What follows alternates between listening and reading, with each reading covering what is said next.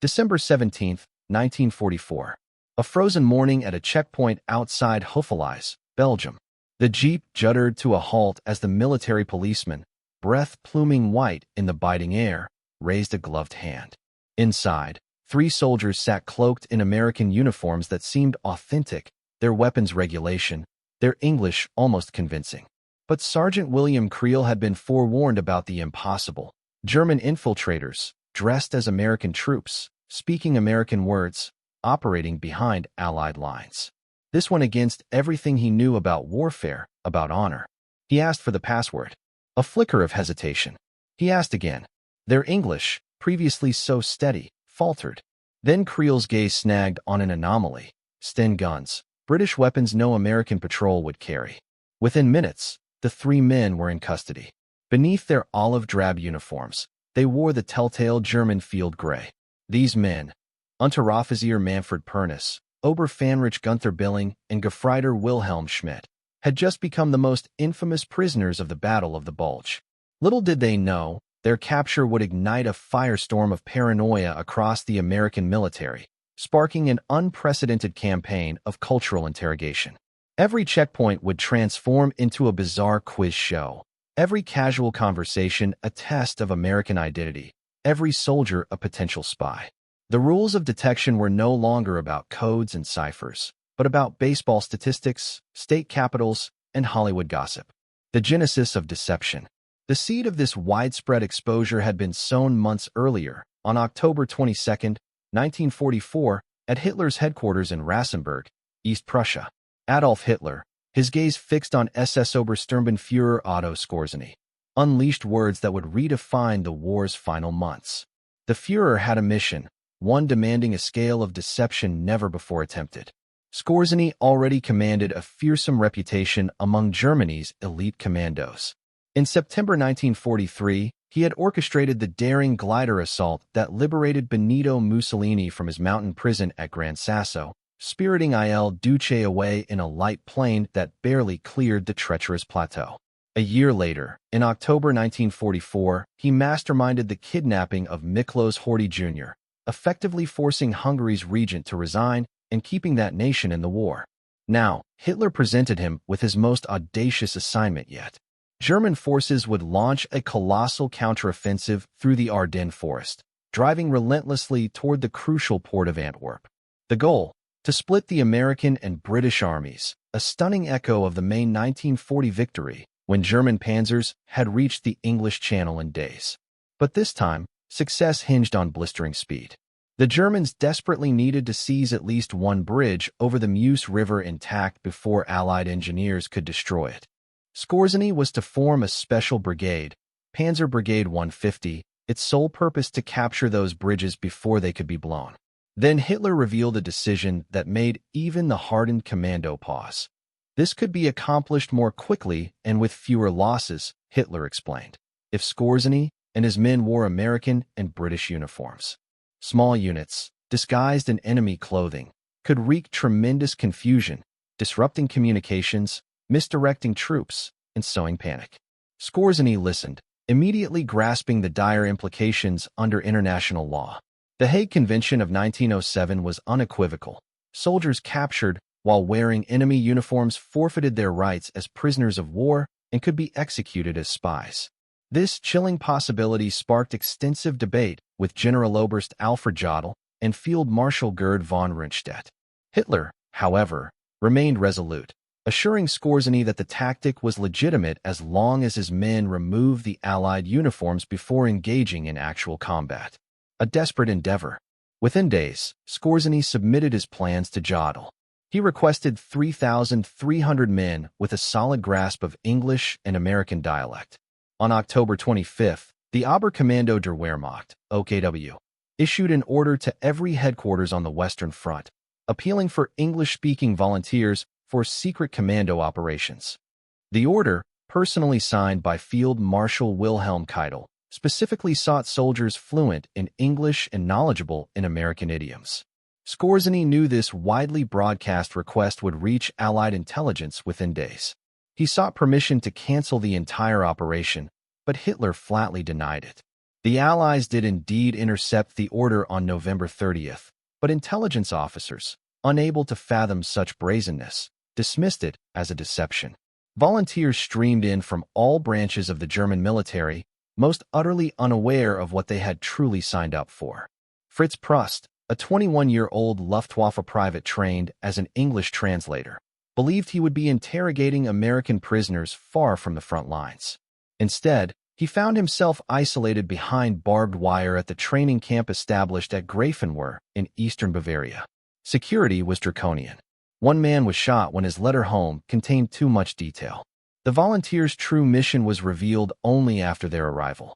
The reality of what Skorzeny had to work with would have been comical if the stakes weren't so crushingly high. Of the 2,500 men eventually assembled, only 10 spoke perfect English with a nuanced understanding of American idioms. Another 30 to 40 spoke English well, but had no grasp of American slang. Between 120 and 150 spoke moderately well. The remainder possessed only rudimentary, school-level English, barely able to utter more than yes or no. Skorzeny later wrote that after a couple of weeks, the result was terrifying. Those with minimal English were grimly instructed to exclaim, "Sorry," if approached by Americans, then open their trousers and rush off, feigning diarrhea. The equipment situation proved equally desperate. OB West was tasked with procuring 15 Sherman tanks, 20 armored cars, 20 self-propelled guns, 100 jeeps, 40 motorcycles, 120 trucks, and a sufficient supply of British and American uniforms. The delivery fell catastrophically short. Only 2 Sherman tanks arrived, both in poor condition, one breaking down almost immediately. Instead of the requested American armor, Skorzeny received 5 Panther tanks, 6 armored cars, 6 armored personnel carriers, and 5 Stu-G3 assault guns, all German. The Panthers were crudely disguised with sheet metal cladding, olive drab paint, and White Star insignia. Skorzeny himself conceded they would fool only very young American troops seeing them from very far away at night. The uniform situation was even worse. Many were British, Polish, or Russian. Some were summer issue despite the December offensive date. Others bore bloodstains, or prisoner, markings.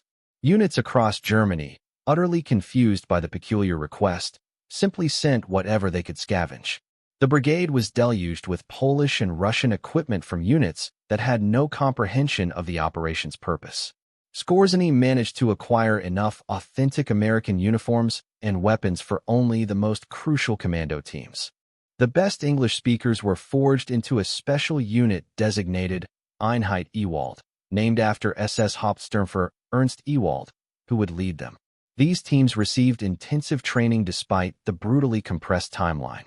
They meticulously studied the organization of the American Army, learning badges of rank, military customs, and drill procedures. Some were even sent to prisoner-of-war camps at Kustrin and Landsberg to practice their English with captured American soldiers.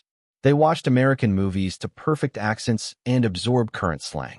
They memorized American brand names, sports teams, popular songs, and Hollywood stars. The commandos practiced walking like Americans, smoking like Americans, even chewing gum like Americans. Missions, risks, and the offensive's opening. Their missions were categorized into 3 main types. Demolition squads, comprising 5 to 6 men, would destroy bridges, ammunition dumps, and fuel stores. Reconnaissance patrols of 3 to 4 men would scout both sides of the Meuse River, deliberately passing on false orders to American units they encountered, reversing road signs, removing minefield warnings, and cordoning off roads with warnings of non-existent mines. Lead commando units would work in direct conjunction with attacking German forces, cutting telephone wires, destroying radio stations, and issuing false orders. The commandos knew the risks intimately. If captured in American uniform, execution was virtually certain. But there was another, equally terrifying danger. In the chaos of battle, they might be shot by their own side if German troops mistook them for actual Americans. To prevent this, specific identification signals were established. Vehicles would display a small yellow triangle. Tanks would maintain particular gun positions. Soldiers would wear colored scarves beneath their uniforms. On December 14th, Panzer Brigade 150 assembled near Bad Münstereifel. On the afternoon of December 16th, They moved out, advancing stealthily behind 3 attacking panzer divisions. The plan called for Skorzny's disguised forces to bypass the spearhead divisions once they reached the critical road junction at the Hohes-Venn, then race ahead to capture the Meuse bridges. The entire operation hinged on the rapid advance of the 1st SS Panzer Division, commanded by Joachim Paper. If Paper's armored spearhead broke through quickly, Skorzny's disguised troops could slip through in the ensuing confusion and seize the bridges before American engineers could destroy them. December 16, 1944, dawned before first light. Through the dark, snow-laden forests of the Ardennes, more than 200,000 German troops launched Hitler's last great offensive in the West. The initial assault achieved complete surprise. American forces, thinly spread across an 80-mile front, faced overwhelming numbers. For inexperienced or battle-weary American divisions confronted 30 German divisions supported by nearly 1,000 tanks. The German artillery barrage shattered the frozen morning. Searchlights bounced off low clouds to illuminate the battlefield. Infantry advanced through the snow-covered forests. Panzers rumbled forward on narrow roads. For the first few hours, everything proceeded according to plan. The Einheit-Ewald teams, dressed in American uniforms and driving captured jeeps, infiltrated in the swirling confusion, slipping through the chaos of the American withdrawal. One team drove directly into an American-held town, scouted all defenses, then, on their way out, brazenly redirected an American convoy of armor and supplies onto the wrong road. 2 other teams successfully misdirected Allied convoys, exacerbating the general pandemonium. They cut telephone wires, removed road signs, and spread false rumors of German breakthroughs far deeper than actual penetrations. Operation Greif's demise and the Eisenhower scare. But on December 17th, brutal reality shattered the operation's prospects. The 1st SS Panzer Division failed to reach its objectives on schedule. Fierce American resistance at Elsenborn Ridge denied the Germans the vital northern roads they needed. At St. Vith, American defenders fought ferociously, delaying the German timetable by nearly a week. The rapid breakthrough that Operation Greif so desperately required never materialized. Skorzny realized that same day that his mission's original aims were doomed. He attended a staff conference at the 6th Panzer Army headquarters and suggested his brigade be used as a conventional unit. The request was approved. Panzer Brigade 150 was ordered to assemble south of Malmedy and report to the 1st SS Panzer Division. But the commando teams were already behind American lines. Some successfully completed their limited missions. Others were captured when they failed password challenges, when nervous American soldiers noticed British weapons or distinct German boots, when their English faltered under pressure, or when they simply couldn't answer simple questions about American culture. It was the capture near Huy on December 17th of Pernis, Billing, and Schmidt that unleashed the panic which would define the operation's true impact.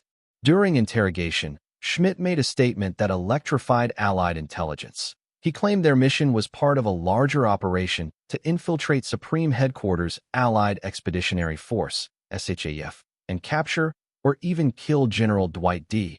Eisenhower himself. Whether Schmidt genuinely believed this rumor or was deliberately spreading disinformation remains unclear. No evidence has ever confirmed such a plan existed. The actual mission, as Skorzny's orders revealed, was to capture bridges over the Meuse River. But the statement had immediate, profound consequences. Within hours, security around Eisenhower was dramatically increased. The Supreme Commander found himself virtually imprisoned in his headquarters at Versailles, surrounded by guards who meticulously checked everyone entering the building. Eisenhower was reportedly furious at the confinement, especially when it extended through Christmas. After several days, he angrily declared he had to get out and didn't care if anyone tried to kill him. But the paranoia spread far beyond protecting Eisenhower. Allied forces, already reeling from the German offensive, now saw potential infiltrators everywhere. Checkpoints proliferated throughout the Allied rear areas, greatly slowing the movement of troops and vital supplies. American military policemen began interrogating every soldier passing through, using questions specifically designed to identify Germans posing as Americans. What is the capital of Illinois? Who won the World Series in 1940? Who is Mickey Mouse's girlfriend? What team plays at Wrigley Field? Who is married to Betty Grable? Where does the guard stand in a football formation? Who is Frank Sinatra? What is the name of the president's dog? The questions ranged wildly from state geography to baseball statistics, to Hollywood gossip, to American slang. MPs improvised constantly, inventing new questions based on whatever American trivia they could conjure. The system was chaotic and often absurd. Many genuine American soldiers couldn't answer the questions. Regional differences meant soldiers from one part of America had no knowledge of details from other regions. Educational differences meant some Americans never learned state capitals or followed baseball. The checkpoints created numerous problems.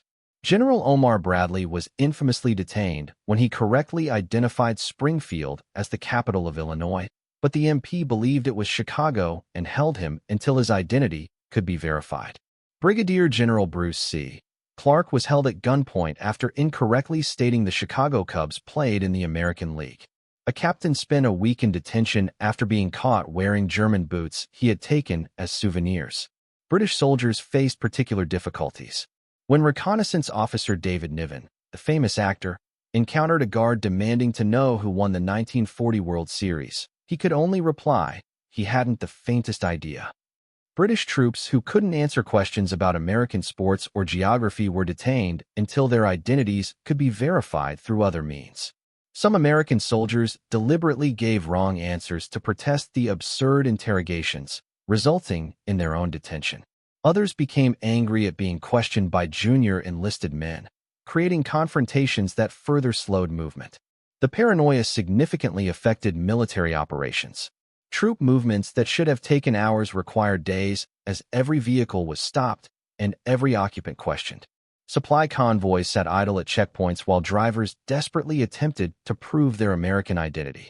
Units rushing to reinforce threatened sectors were delayed by repeated interrogations.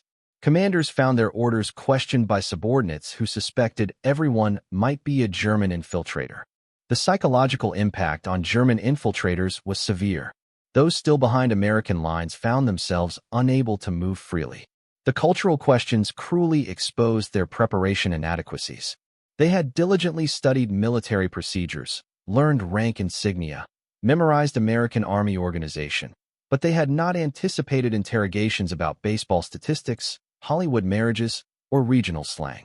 Some infiltrators attempted to avoid checkpoints entirely, traveling cross-country or through forests.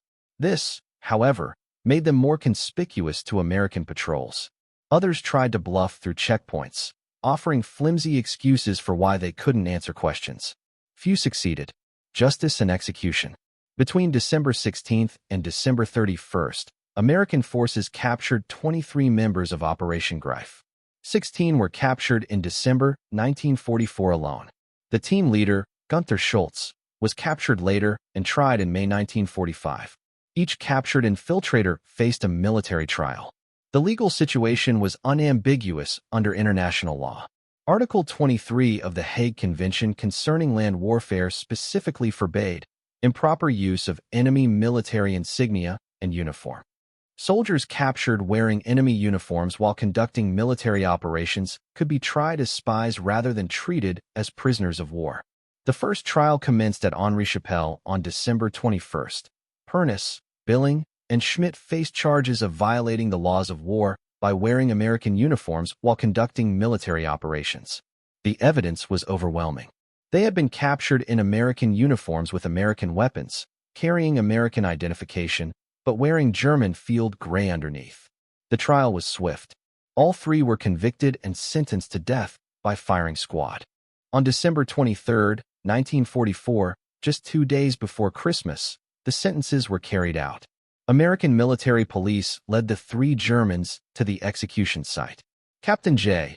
Izard of the 633rd Medical Clearing Station pinned white paper targets over their hearts. Schmidt's glasses were removed. The prisoners were blindfolded. Military police formed the firing squad. Billing, defiant to the last, shouted, "Long live our Führer Adolf Hitler." At the moment of execution, the rifles fired. All 3 men died instantly. Their bodies were cut down, carried away, and buried. Eventually, they would be interred at the German military cemetery at Lommel, Belgium, where they rest today alongside more than 39,000 other German war dead. 13 additional Operation Greif participants were tried and executed at either Henri-Chapelle or Huy between December 21st and December 31st. Wilhelm Weisenfeld, Manfred Brauny, Hans Reich, Arno Kromer, Gunther Schultz, Gerhard Magel, Horst Jarek, Norbert Pollack, Ralph Benjaminsmeyer, Hans Fitzek, Otto Affelt, Alfred Fromm, and Anton Mruck all faced firing squads. Each execution followed a military trial. Each trial found the defendants guilty of violating the Hague Convention. Each sentence was reviewed and approved by senior commanders. The executions were carried out with military precision, without malice, but without mercy. Team leader Gunther Schultz was tried by military commission in May 1945 and executed near Bastogne on June 14. Why his trial was delayed until after Germany's surrender remains unclear, as does who precisely ordered his execution.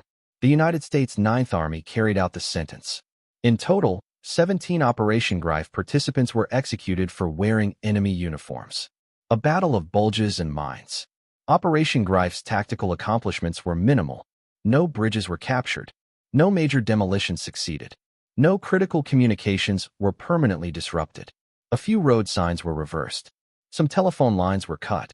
Several American units received false orders, though most were quickly corrected. But the psychological impact vastly exceeded any tactical results. For weeks, American forces operated under the chilling assumption that German infiltrators might be anywhere. The paranoia affected decision-making at every level.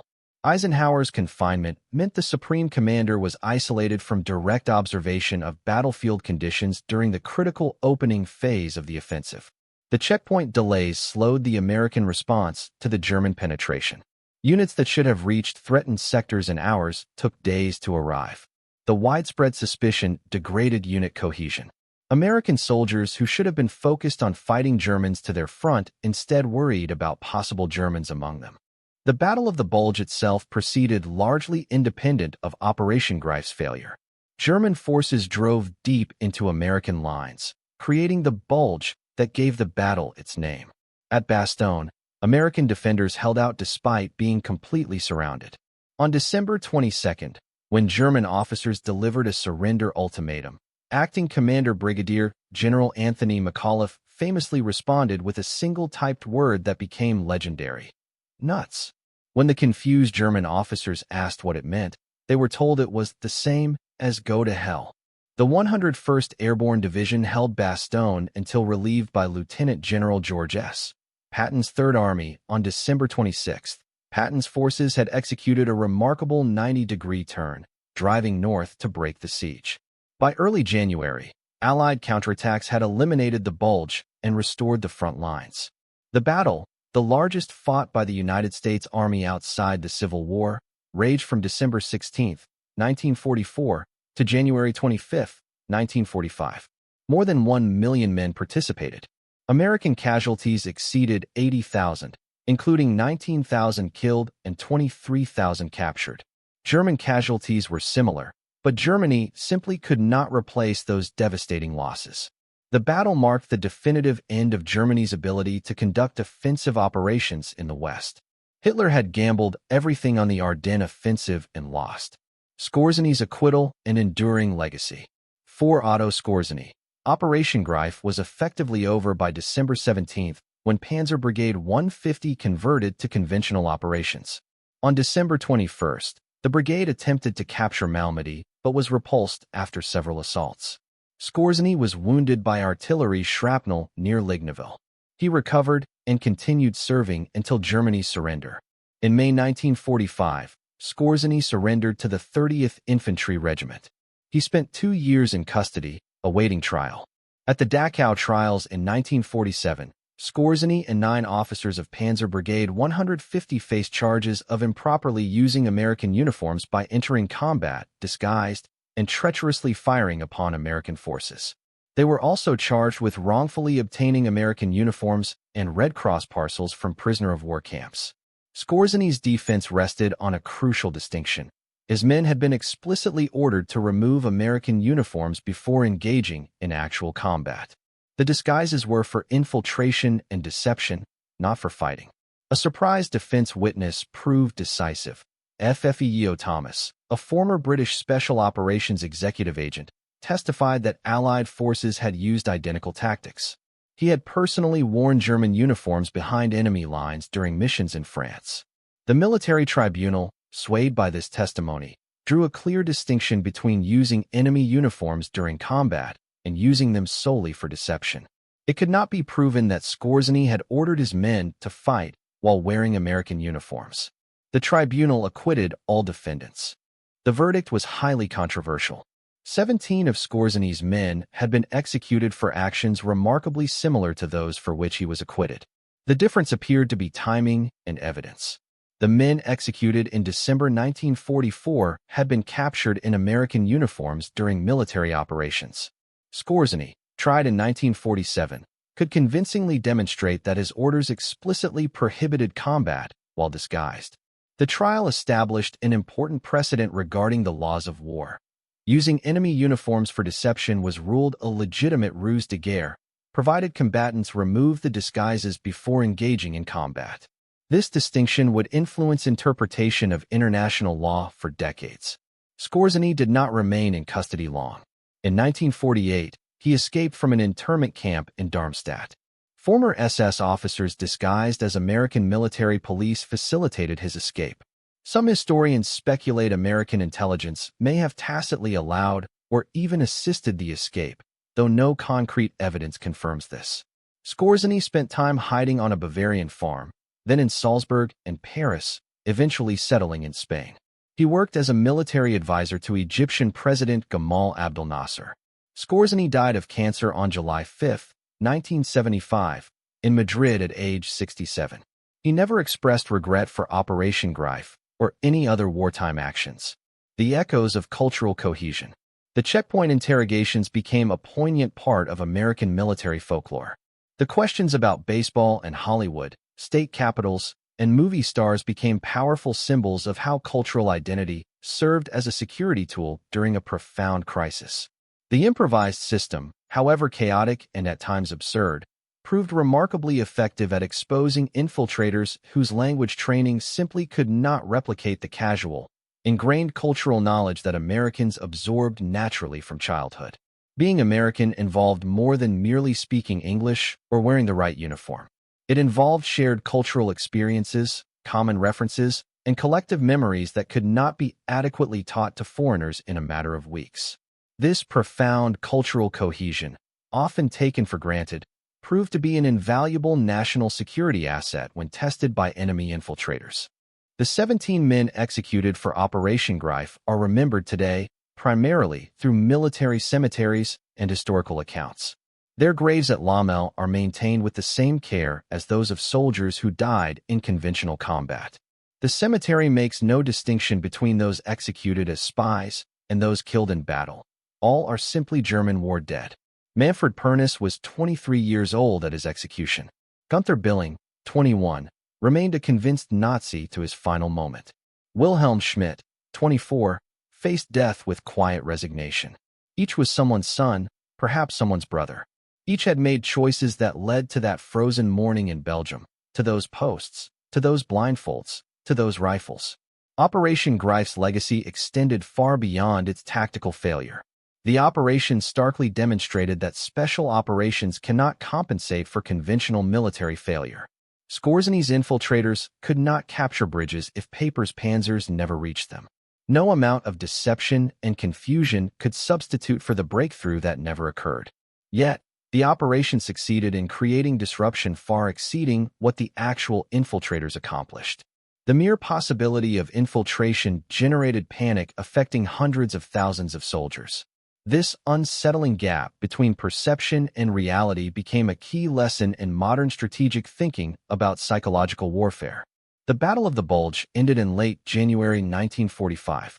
Allied forces resumed their relentless advance toward Germany. Within 4 months, the Third Reich collapsed. Hitler committed suicide in his Berlin bunker. Germany surrendered unconditionally on May 8, 1945. The 17 executed Operation Greif participants were already in their graves. Their war ended violently on Belgian soil, far from home. Their operation had failed in its tactical objectives, but succeeded in creating confusion and fear that hampered Allied operations during the critical opening phase of the battle. British Prime Minister Winston Churchill, speaking to Parliament on January 18, 1945, while the battle still raged, declared it undoubtedly the greatest American battle of the war and will, I believe, be regarded as an ever-famous American victory. Churchill explicitly noted that Americans had engaged 30 to 40 men for every British soldier engaged, emphasizing that this was fundamentally an American battle and an American victory.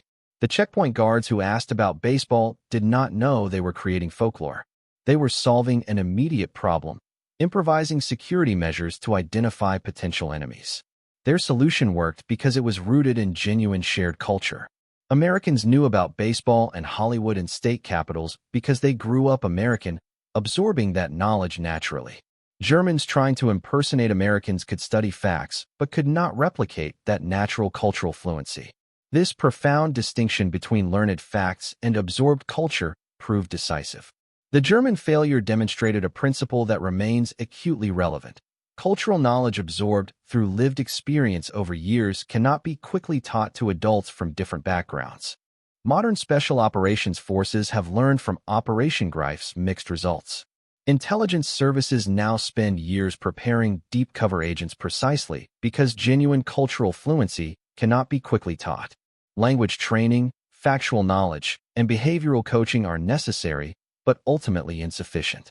Genuine cultural fluency requires immersion and time. The fundamental challenge persists across decades. Culture is absorbed through experience, not merely taught in classrooms. Operation Greif demonstrated both the immense potential and the inherent limits of special operations.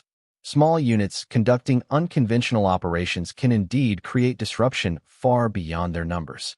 The psychological impact can exceed tactical results by orders of magnitude. But without conventional military success providing the necessary conditions, special operations cannot achieve strategic objectives. Deception, ultimately, cannot substitute for victory. For historians and military strategists, Operation Greif remains a compelling case study. It exemplifies how ambitious planning, disconnected from a realistic assessment of capabilities, inevitably leads to failure. Hitler's late-war decision-making consistently followed this pattern, grandiose in conception, inadequate in resources, divorced from operational reality. Yet, the operation's unintended success in creating panic paradoxically validated the concept that psychological warfare and deception can be powerful force multipliers. The 17 men who died before firing squads for wearing enemy uniforms would be largely forgotten if not for the historical record that preserves their stories. They were not particularly important men. They accomplished little before their capture. Their operation failed comprehensively. Yet, their executions marked an important moment in military and legal history, clarifying the application of international law regarding the use of enemy uniforms in warfare. Their legacy lives in the hard-won lessons their operation taught. Identity verification remains crucial for security. Cultural knowledge remains incredibly difficult for outsiders to fake quickly. Special operations remain valuable, but cannot substitute for conventional military success. And the laws of war, though vital, remain subject to interpretation based on circumstances and evidence. The human cost of war extends beyond those killed in combat to include those executed after capture for violations of the laws of war. Each execution was a human being with family and history and potential, ended by bullets fired on legal authority after proper trial. The graves at Lommel mark lives cut short by war and its brutal logic. The checkpoint guards who asked about baseball were American soldiers who followed orders and, in their own way, carried psychological burdens from executing prisoners, even enemies convicted of espionage. Operation Greif failed to capture a single bridge. It caused no major destruction. It killed relatively few Americans directly. But the pervasive fear it created delayed reinforcements, disrupted command decisions, and consumed precious resources during critical days. The indirect impact, impossible to quantify precisely, profoundly shaped the battle's opening phase. The infiltrators being caught, tried, and executed within days demonstrated American military justice operating under immense wartime pressure. The speed from capture to execution reflected combat conditions and established precedent, though modern standards would require more deliberate proceedings. The Battle of the Bulge ground on for 5 more weeks after the infiltrators were executed, ultimately resulting in German defeat and the elimination of Germany's strategic reserve. The story of Operation Greif and the Battle of the Bulge reminds us that warfare encompasses far more than just battlefield operations. Psychological impact, cultural factors, and perception often matter as much as tactical results. A failed operation that creates widespread panic may, in fact, achieve more strategic disruption than a successful operation that remains undetected. The checkpoint interrogations, absurd as they sometimes seemed, worked because they tested knowledge that genuine Americans possessed naturally, while infiltrators could not replicate despite intensive training. The American soldiers who fought in the Battle of the Bulge faced not only a powerful enemy offensive, but also the insidious psychological burden of suspecting that enemies might be anywhere, wearing any uniform, speaking any language. This erosion of certainty marked a new dimension in warfare, one that would influence military operations and security procedures for generations to come.